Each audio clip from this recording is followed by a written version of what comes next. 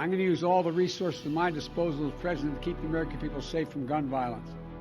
On Thursday, President Biden issued new executive actions aimed at curbing gun violence. They include tighter regulations on homemade guns and pistols with a stabilizing brace. The president is also trying to make it easier for people to red flag family members in crisis who should be temporarily blocked from buying guns. But the president said he's limited with what he can do with executive actions. He's also called on the U.S. Senate to pass 2 House bills that would increase background checks for guns. Hours after the president announced his plan, a gunman shot 5 people at a business in Bryan, Texas. 1 person died. A state trooper also got shot while trying to capture the suspect. Mass shootings like this have happened before in Texas, but they haven't changed the minds of most Republican lawmakers who say they'll fight to stop new restrictions on guns in Texas. If you look at most of the shootings, they were obtained illegally. They didn't follow the law.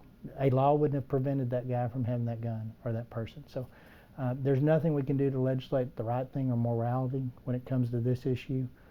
There's always going to be those bad people or those people that are not quite right that do bad things with guns. My response is I want to be able to defend myself.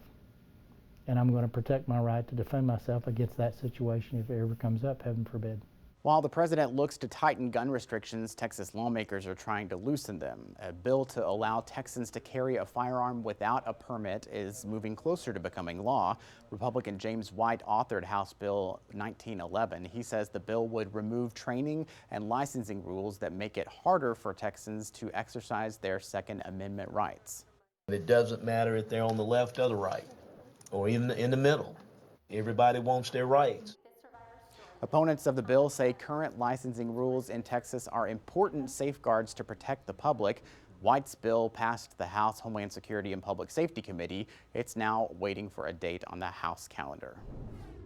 So there is clearly a problem here with our healthcare system and our insurance companies. A Texas lawmaker shares a personal story as he leads an effort to cap insulin prices for diabetics. But could the plan actually raise healthcare costs? And later, the response from lawmakers as patients come to the Capitol to ask for expanded access to medical marijuana.